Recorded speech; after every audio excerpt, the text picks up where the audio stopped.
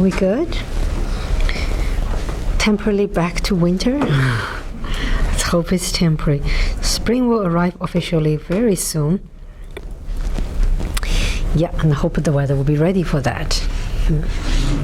Okay, so what I will do today will be spending half of the class for chapter 6, finishing up. In particular, we'll talk about something called the condition number of a matrix, okay? And then we'll go into chapter 7, just a little bit, okay? So last time we learned about norms for vectors and matrices. Do we still remember? Partially?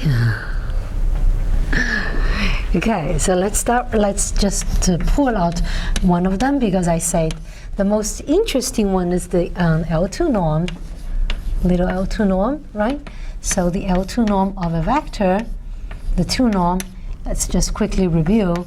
It's the summation of all the elements squared, and then you take square root, right?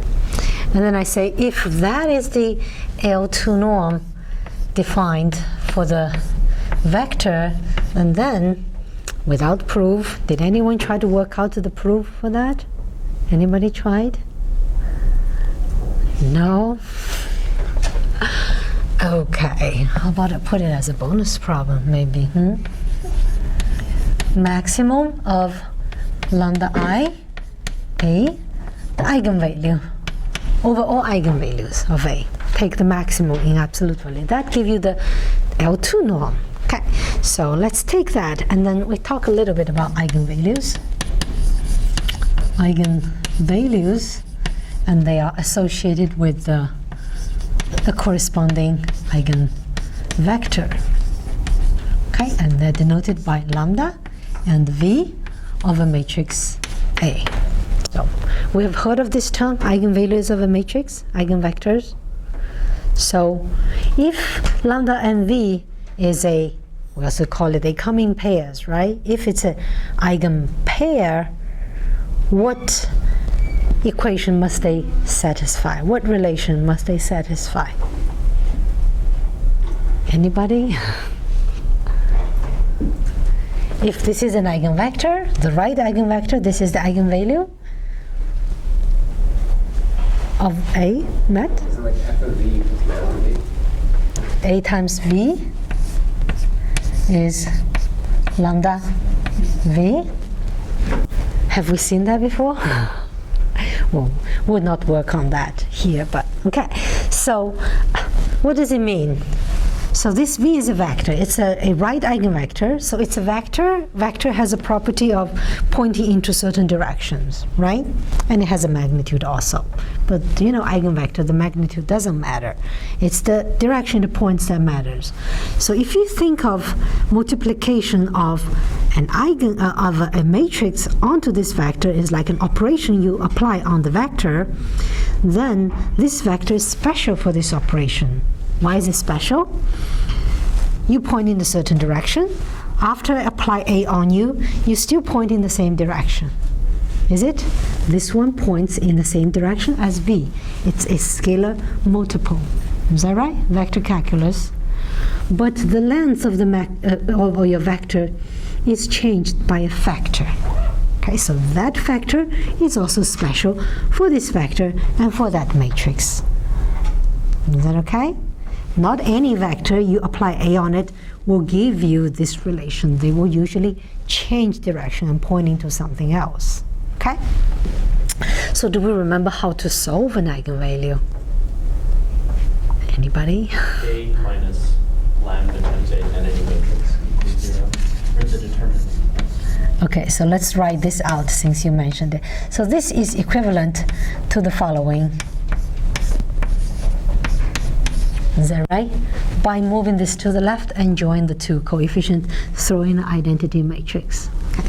So we are interested in finding a non-zero solution to this problem. Now this is a matrix times a vector equals to 0. We want to find a non-zero solution. V is not a zero vector. So what does it mean? you know, for this system, there is a trivial solution. When v equals to 0, it's a solution. Do we see? And I say that there shall be another one. That means for this system here, I shall have multiple solutions, right? And you know, if the coefficient matrix is non-singular, there exists a unique solution. So that won't work, is it? So this has to be a singular matrix, which means the determinant of it equals to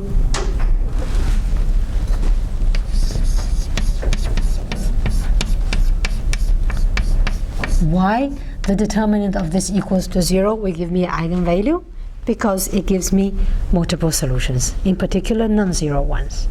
Is that clear? Okay, so you know, I'm sure you have carried out computations for, let's say, 2 by 2 matrix or even 3 by 3 matrix. In the end, this computation of determinant in the end gives you a polynomial of degree n, where n is the size of your matrix. Is that right? So this has a name. This is called the characteristic polynomial. Okay, and it's usually a polynomial, fancy p here, of degree n. So in general, you can find n roots and therefore n eigenvalues. Okay, and depending on how the eigenvalues are, you might have n distinct eigenvectors or you might not. There's a whole theory behind it, matrix analysis. Okay, we don't need to dive into that. We should not attempt, we'll get drowned there. There's so much to talk about. Okay, let's get away and some properties. So this is still a brief review of matrix algebra, linear algebra. So I want to pull out one particular property regarding eigenvalues. So you know, if you manipulate the A, you write out some expression, polynomial expressions of A, and then you get another matrix. And then you want to find the eigenvalue of that matrix. It's actually related to the eigenvalue of A in the same polynomial way. Okay, I don't know if you remember. So when I say polynomial, in a broader sense, meaning to the power, so inverse power is also counted. So it has, this means the following holds. If I want to compute the eigenvalue of A inverse, for example, okay, I can do the eigenvalue of A and take the inverse afterwards. So n eigenvalues of A putting in will generate n eigenvalues to A inverse, provided A is invertible. Okay? Have we seen this anywhere? Yep, nope, 220? They don't mention that? All right. Okay, so what does it mean? This means I could easily compute the 2 norm of my inverse matrix. Is that right? Because the 2 norm, okay, we stated without proof, becomes the maximum of absolute value of lambda of A inverse over all I. Okay, I from 1 to n, I do not specify. So then let's plug in this expression. This gives me the maximum over I of 1 over lambda I of A. Is that right? I just plug in the relation we just discovered. Okay, and then what does that mean? I'm trying to find the maximum of this expression where the denominator changes. So this expression admits the maximum when the denominator is the smallest. Agree? It's all positive, the denominator. So this will be 1 over the minimum of lambda I of A in absolute value. Is that okay? So they have this relation between them. Okay, so the 2 norm for the inverse of A can be computed like this. Okay. So next we will talk about something called condition number of a matrix A and its relevance in computation. Okay, so we will give the definition later on. Let's first look at this problem. Say I want to solve our standard problem, want to solve AX equals to B. So I'm interested in the following property of this system. That is the solution very sensitive to perturbation of the data, in particular the right-hand side? Say A is a matrix, is your system, and then B is some source, some data. Okay, maybe for different experiment, you have different B there, and you're interested in the following. If I make a small perturbation of the B, how much will the solution change? If a small perturbation of B, and then the solution changes also very little, then I say it's stable with respect to perturbation, right? And if I make a tiny change in B, and then if the solution in X just goes far away, then I would say it's very sensitive, isn't it? It's a very difficult situation here. Okay, so I will add perturbation and analyze it.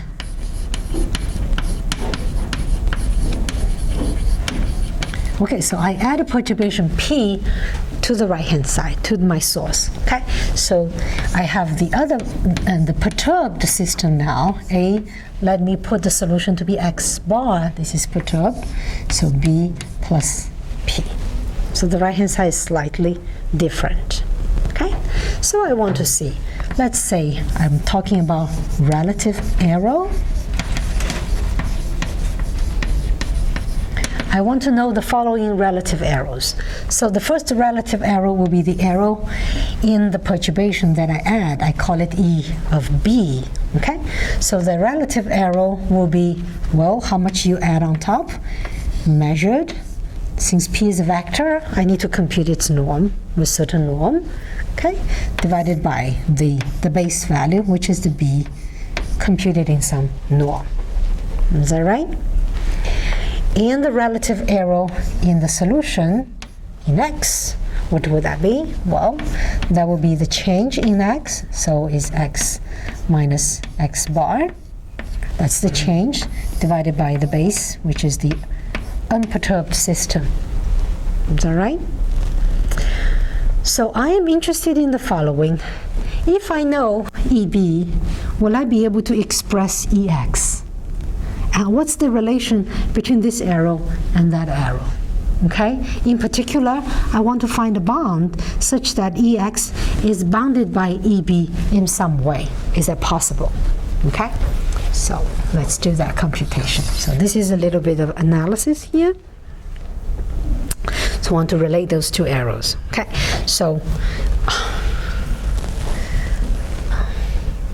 So first we see, let me label, say this is equation 1 and this is equation 2. So we'll do some manipulation.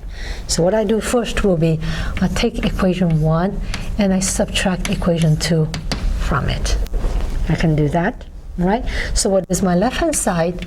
I take out A, I have X minus X bar equals to, my right-hand side just becomes negative P.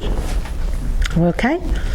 So since it's solvable, A is invertible, this gives me the following, that is X minus X bar shall equal to A inverse times P. Okay, negative. Is that okay? A inverse exists. Okay, so I know I have the following. I want to manipulate E of X, right? So what is E of X? E of X is this guy over that guy. And this guy we just computed equals to that. So I'm going to take norm of this, and then the negative sign doesn't matter. Okay? So I have the norm of A inverse times P over the norm of X. Is that okay? So this is a matrix A, and this is a vector P. The product is a vector.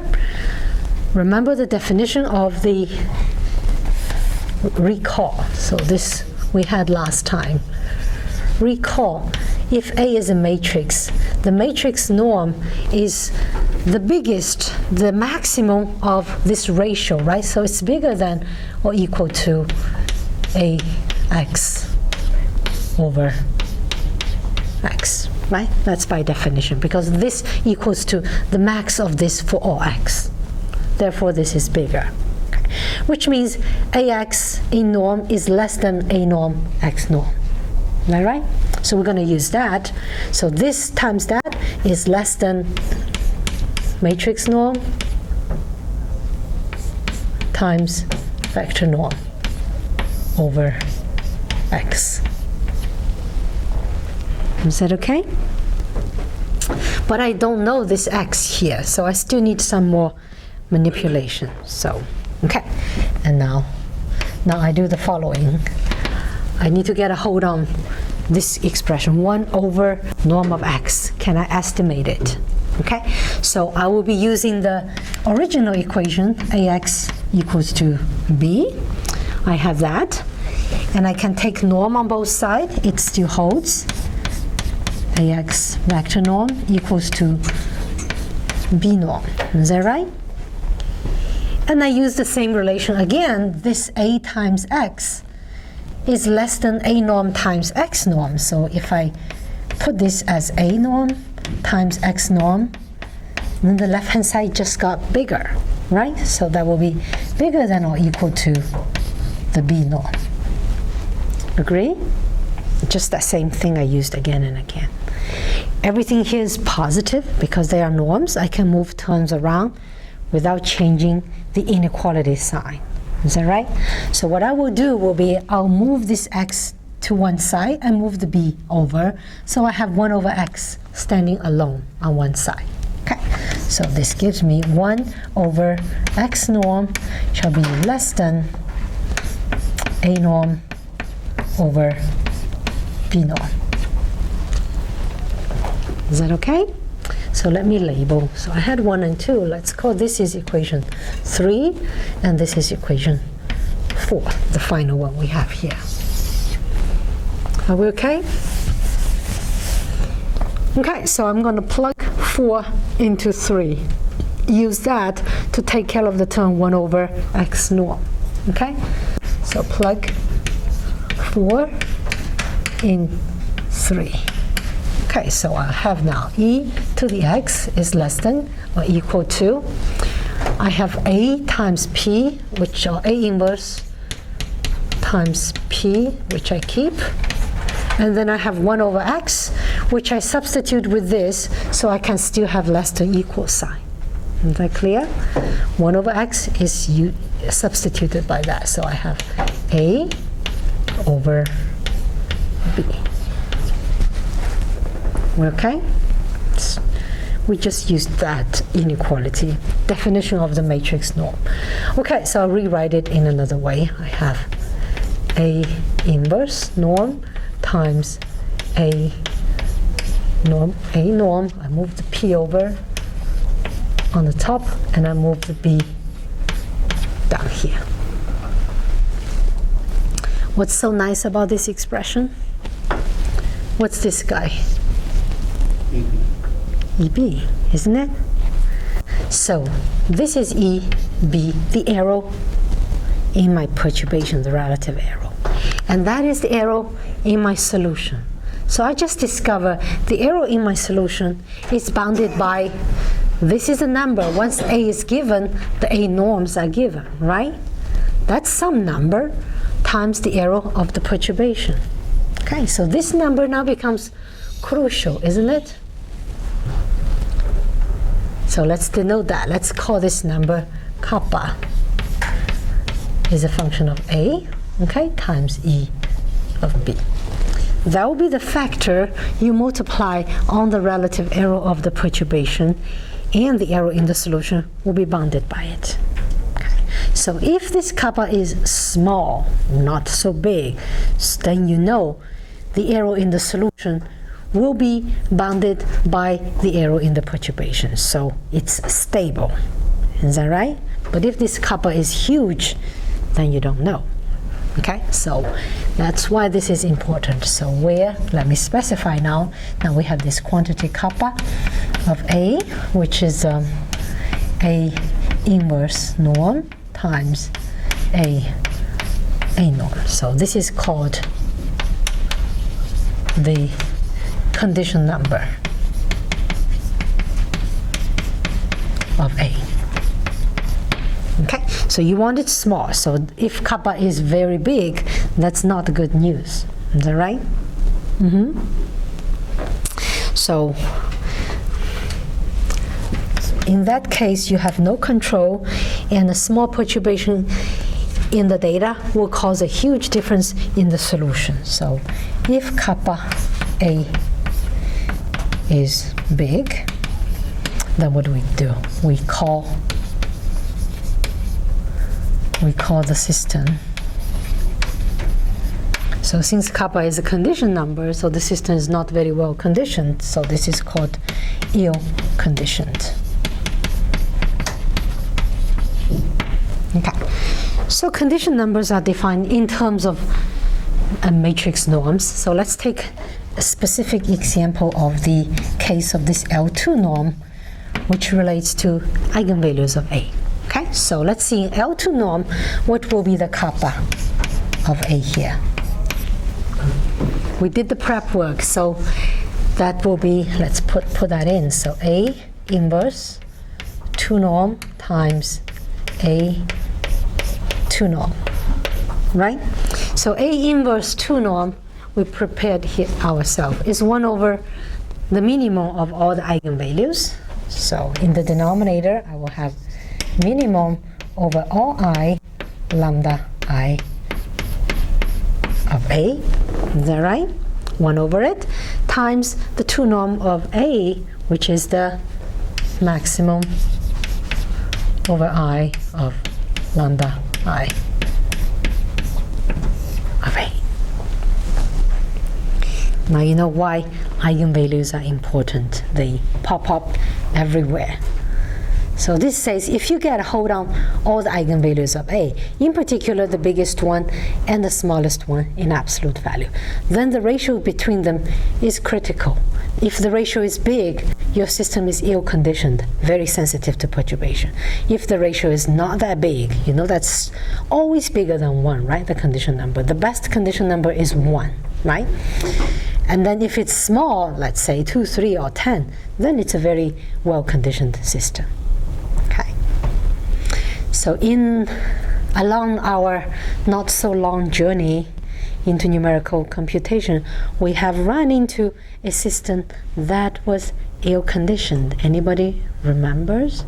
That name popped out earlier. Which system was ill-conditioned that we have run into? Anyone remembers? The van der Waals matrix. Yes, the first one, the van der Waals matrix. You can go in MATLAB and play with it. You set van der Waals matrix, let's say just 9 by 9. Okay, give the vector x just to be 1, 2, 3, 4, 5, 6, 7, 8, 9, and give it to, and generate the van der Waals matrix and compute its condition number, and you will see it's huge, really big. That's very bad news because then it's so sensitive to any perturbation in the data, and in the computer it's particularly bad because the B vector, you put it in the MATLAB, what does it do? Well, it rounds it off. Immediately there's round off arrow, right? Even you though use Gaussian elimination, you have an exact solver, but that round off arrow is amplified by a huge factor and can be present in your solution, right? So it's very bad news. Is that okay? Okay, so give you a few commands in MATLAB that one can, all these are all well understood. Okay, so you want to compute norms of vectors and matrix. The command is norm. You can send in a vector or you can send in a matrix and then just use the default, that's the L2, okay? Or you can specify options. You want to compute a certain norm, then you can specify. So check it out, do a help norm, and see how you can use it. Okay, what it allows you to do. Right, and then the command aig computes eigenvalues and eigenvectors of a matrix. Here you have to send in a square matrix.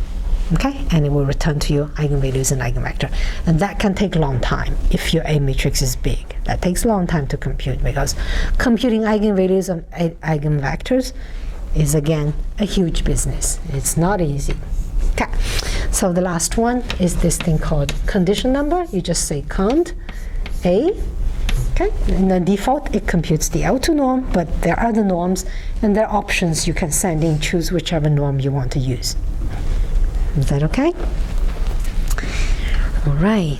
Any questions on what we have had so far? Any questions? We say goodbye to chapter 6. Okay, so we're going to change our way of thinking now. Instead of working hard to find the exact solution, we're going to do approximations. Okay, so we're going to think in a different way. So this is the next chapter. Now there are so many different methods.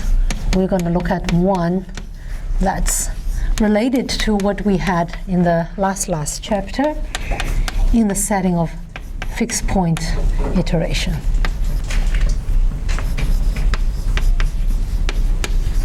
Okay, but then here is system, fixed point for linear problem, linear systems. Linear problem, but it's system. Okay, so let's set up the problem and talk a little about it. Why? So you know, we want to solve AX equals to B approximately. Approximate solution for that. Okay, so here, let's say A always is a square matrix, real numbered, n times n, and we're interested in some specific situation. Okay, that will make it more advantageous to go into this type of iteration. So what are the special cases? Okay, so special cases, so first, it's a huge system, n large. A is a big matrix. Let's say, for example, n equals to 10 to the 6, 1 million. That's just a median size in computation, in scientific computation. Okay. And so Gaussian elimination is out of the question because that takes forever. You're going to sit there and wait for a week, and it might not even spit out the answer.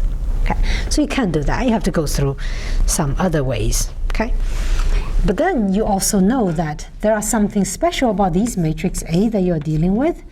So in particular, so one is that there are a huge number of elements in the A that are 0. Remember the natural cubic spline A matrix? It's tridiagonal. Only the 3 diagonal lines are non-zero. So 3n are non-zero. All the rest, n squared minus 3n elements are 0, right? So this is called a sparse matrix, okay? I think it's S. A is sparse, meaning small, very small number of non-zeros in it. Okay. And then also very, very often, in particular, if this problem comes from discretization of differential equations, which we hopefully will cover towards the end, say Laplace equation in 2D, this A matrix in the end will have a very clear structure. We know exactly where the non-zeros are and what are the values of the non-zero. Okay, so A is structured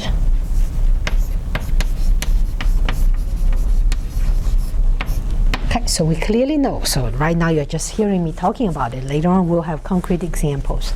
So what does it mean? This means the following. This computation here, I am not going to do the computation. I'm not going to find the inverse of A because that's very expensive. So, but if I just take A and multiply by a vector V, that's a very cheap computation to do because there are very few non-zeros in A and I know exactly where they are and what the values will be. So this multiplication is just summation, addition, and I know exactly what to do. So this is cheap. Okay, cheap to compute. Cheap is not bad, right? Cheap is good. Less CPU time, right? CPU time is your money here. Okay. Oh, yes. Unless you have something against cheap, like the Frenchman. You know, they don't even have a word for it. In French, expensive is called cher, expensive. If you want to say the thing is cheap, how do you say it? Not expensive. Pas cher, yeah, not expensive. It's so weird. They can't even make a word for this concept. Okay, but we'll say it's good, all right? We want it to be cheap. Okay, so as I said, this is big business to solve ax equals to b. Numerical computation, in the end, all the problem, after you discretize it, you have to deal with that. So there is a big field just dedicated to the study of this. It's called numerical linear algebra. Okay, we have a graduate course, I forgot the number, I think 554 or something, just for that. And there are many different methods, some suitable for this situation, some better for the other situations. Okay, so some uses very advanced math concept. So what we will be talking about today is something related to fixed point iteration. Okay, this is something that's not too hard to understand. You can get started with it and see how it works. Other methods, Krylov space method, conjugate gradient, those are more advanced method, works better, more efficient, but just to be able to talk about them will take a lot more prep. All right, so just to let you know, there's a lot. We just open the door and take a peek. You can enter, and there's a whole world there, right? If you're curious. When I was a graduate student, when I learned numerical linear algebra, I was fascinated. I say, wow, I want to study this. But sadly, I didn't end up there, so that's okay. All right, so not these methods we'll talk about today. These are simple ones. So the first one, Jacobi iteration.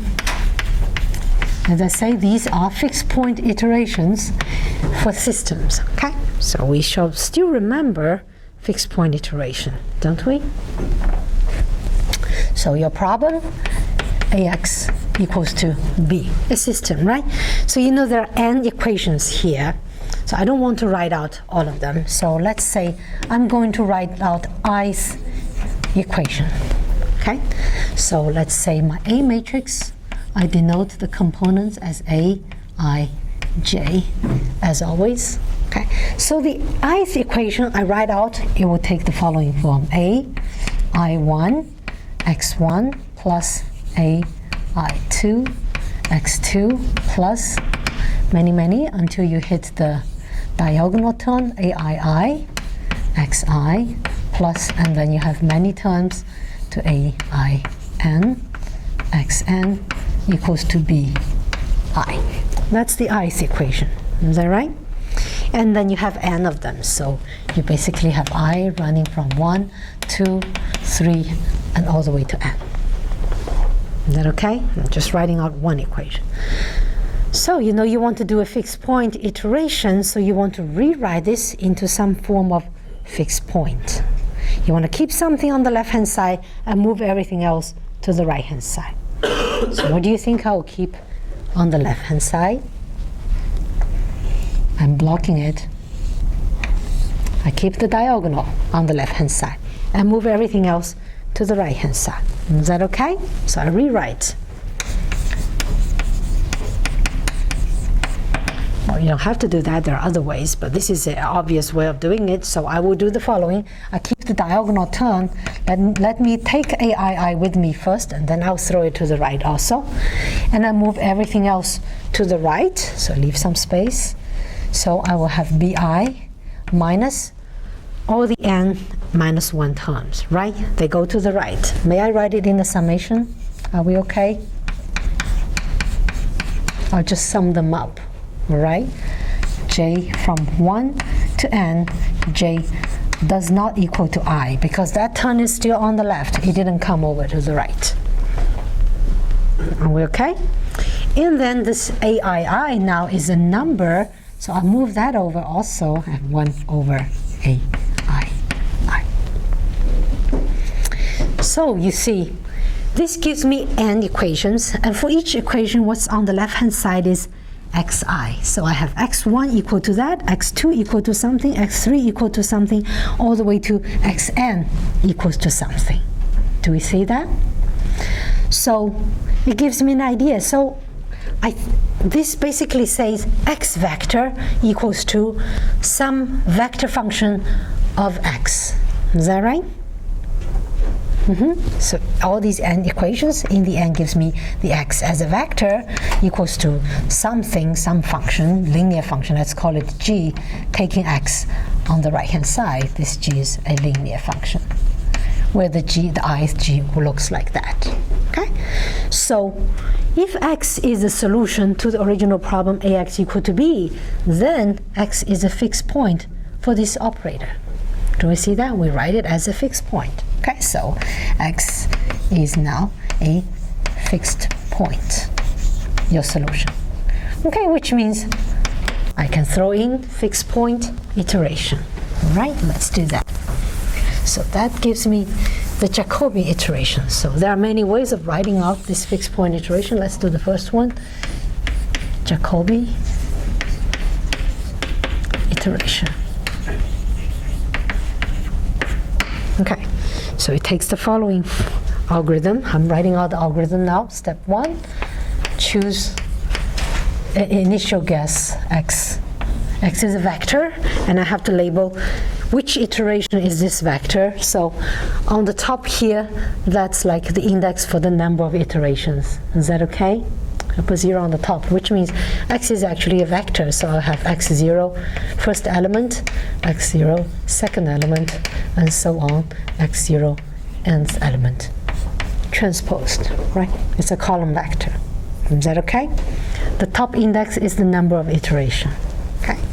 And then I go into my for loop. For k is the index for iteration numbers. So 0, 1, 2, all the way until some stop criteria, which we'll talk about. And then in there, I basically do this fixed point iteration.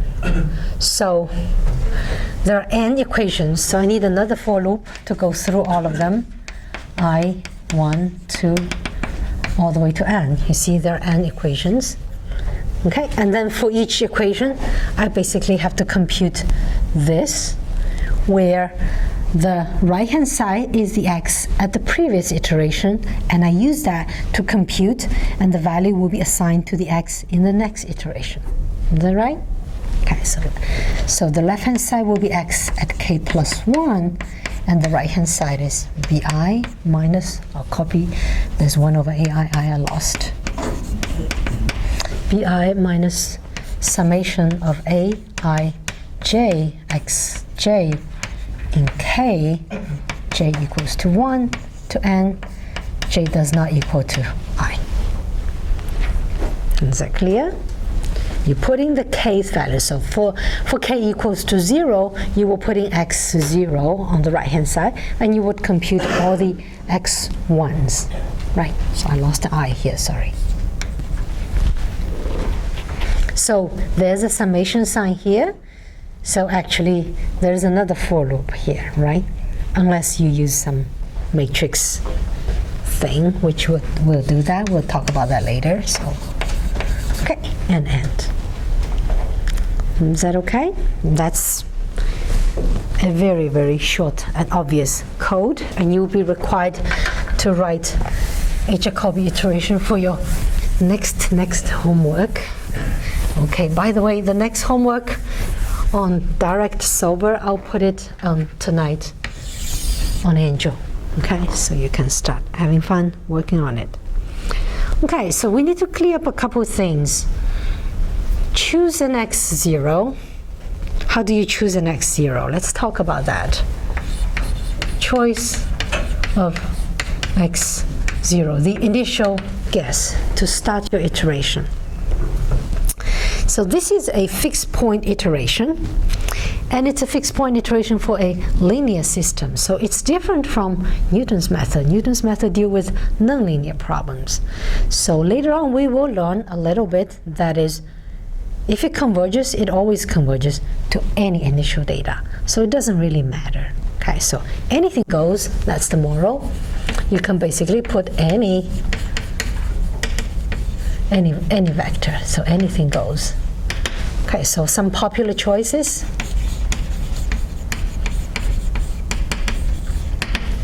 So first, well, really obvious. Let's say I just put all the element in X to be 1 or to be 0. It doesn't matter, right?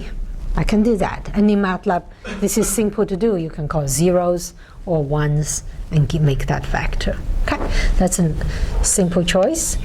And also a popular one will be, since you already have a vector B, which is given, I can just make a copy of it and I start iterate with that. That's very common. People do that a lot. Okay, and the third one, that's the smart choice. Okay, so let's put a star on it. This is a better choice, apparently, especially if you have diagonal dominant system. So if your system is diagonal dominant, then you know AII is big. It's bigger than any of the AIJs, even all the sum of them, which means this term is smaller than this one times that on the right. So I can temporarily kind of neglect it. So I can compute my initial guess with just that number. Okay? So that's a smart guess. So xi 0 can be chosen as bi over ai. And that's very cheap to do. It doesn't take much work either. Okay? And it's actually closer to the solution than any of the other guesses. Okay? One more thing. Stop criteria. Okay. What stop criteria do you think I can put up? If it always converges, you don't have to worry about it iterating over a really long time. Although it takes many iterations. It always, if it converges for any initial guess because it's linear. Yeah. But it doesn't always converge. It depends on your A matrix. We'll talk about that. We'll do some convergence analysis. Yeah. So when can you know that it's close to convergence? You have some error tolerance. If it's a fixed point iteration, if you iterate one more time and you get more or less the same thing, then probably you can stop. Is that right? So which means if the distance between xk plus 1 and xk, these are two vectors, are close enough. So how do you measure that? In the end, this is a vector. What would you do to measure a vector? We just talked about it. You can throw in your favorite norm if you have one. What's your favorite norm? Throw in some norms, right? And say that has to be less than epsilon, your tolerance. Okay? For some norm, whichever norm you choose.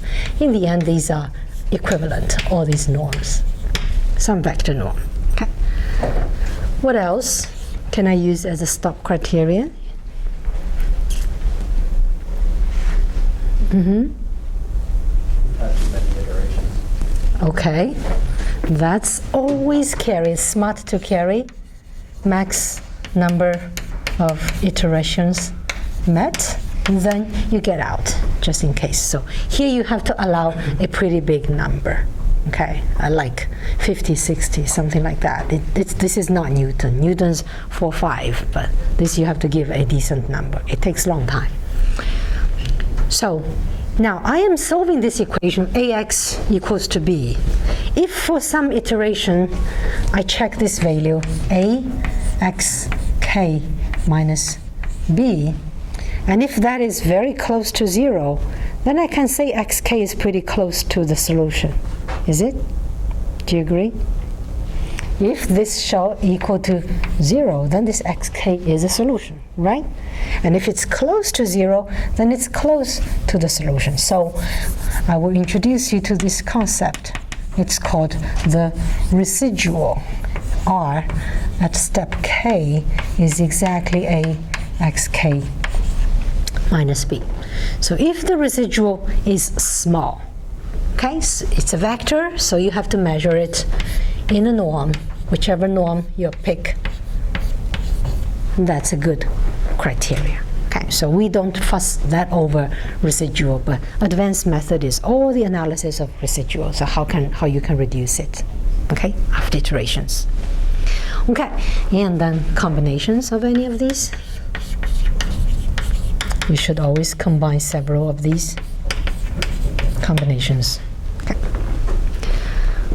Right, so time is almost up. We have a very short discussion about the algorithm. Some discussion. So let's be a critic and criticize what's good about the algorithm and what's bad about the algorithm. Also, when you're writing the code, in the coding, the practical aspect of this coding. So go back and take a look at this algorithm and see what's doing. So think of one iteration. You have a vector xk that's given, and you would use this xk to compute xk plus 1 following this, right? It's going through I equals to 1, 2, 3, and all the way to n. Is that right? So when you're computing x1, k plus 1, you need most of the xk with all j's, almost, right? And then when you compute x2, k plus 1, here's the same situation.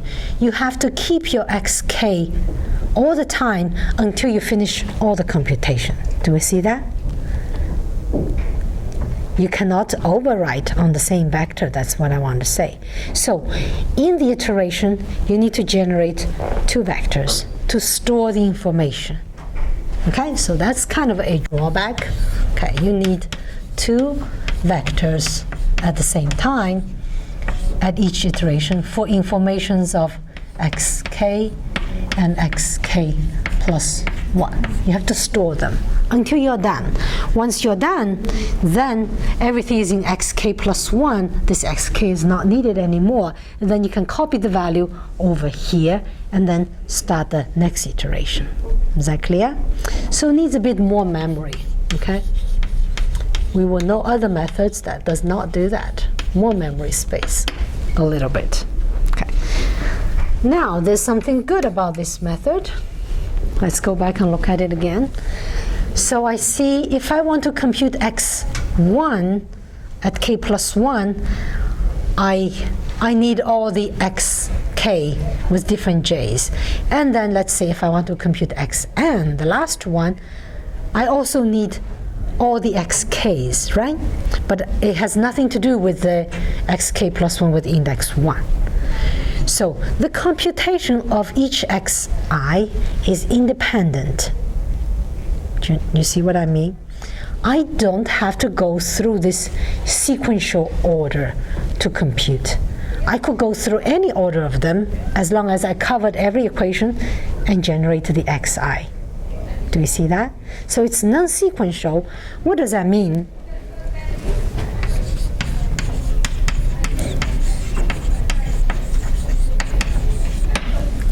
So each xik plus 1 computation is independent of the others.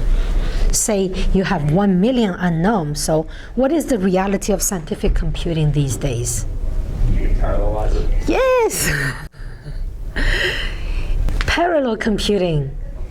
That's what we do now, right? Say you have 1 million unknown, then you have 1,000 processors. What do? You cut it into 1,000 pieces. For each processor, you give 1,000 of these xi's to compute. And in the end, you are like the boss. You just collect them and merge them. Okay, so parallel computing.